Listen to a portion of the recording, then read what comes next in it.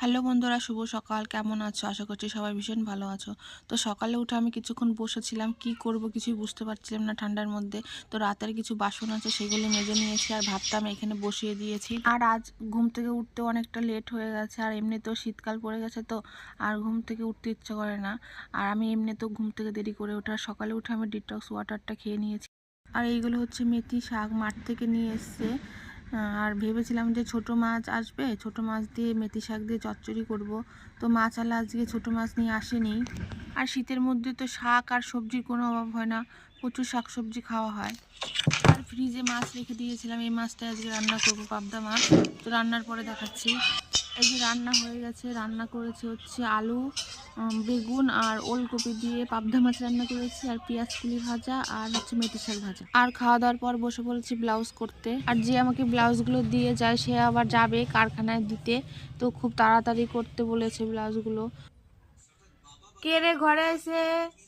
এই কি ব্যাপার?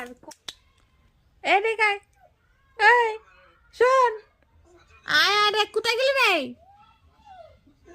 এই আচ্ছা আচ্ছা, কোথায় ঢুকছে? বাইরে, বাইরে আয়, বাইরে আয়, বাইরে যা। কি হয়েছে? এই কি রে? আর বন্ধুরা, সন্ধ্যাবেলায় যাব বাবার বাড়িতে। বাবা সকালে ফোন করেছিল, বাবার এসআইআর এর নামের বানান ভুল এসছে, তো আমারও ডকুমেন্টস লাগবে অরিজিনাল, তো সেটাই দিতে যাচ্ছি। শীতের স্পেশাল গুড়ের রসগোল্লা নিয়ে নিয়েছি। ঠান্ডার মধ্যে বাড়ি ঢুকে আমি গরম গরম কফি বানিয়ে নিচ্ছি। রাস্তায় থেকে ভেবে এসে যে বাড়ি গিয়ে কফি খাবো। বাড়ি এসে দেখি বাবা বাড়িতে ছিল না, মা বললো যে মাংস আনতে গেছে। আমি বললাম যে মাংস আনতে গেছে, তো মাংস দিয়ে আমি সাজ পিঠে খাবো, তো মা সাজ পিঠে বানাচ্ছে। খাওয়া দাওয়ার পর আমরা যাব মেলায়, আর মেলা থেকে বাড়ি।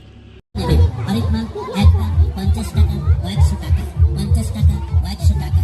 আমাদের দোকানে আরো এত সব জিনিস আছে, সব জিনিসের নাম বলা তো সম্ভব না, তাই আমাদের দোকানে আসুন, দোকানে এসে দেখুন, দেখে পছন্দ হলে তারপর না সংগ্রহ করুন। হরেক মাল 50 টাকা ও 100 টাকা। অ্যালুমিনিয়ামের হাড়ি, স্টিলের জগ, পাখি, গরুর গাড়ি, অ্যাম্বুলেন্স গাড়ি, মেলায় স্টার জলসা কোনো একটা নায়িকা আসবে, আর মেলায় আজকে প্রচুর ভিড় হয়েছে। তো আমি মেলা থেকে কি কি নিলাম তোমাদের দেখাবো পরে।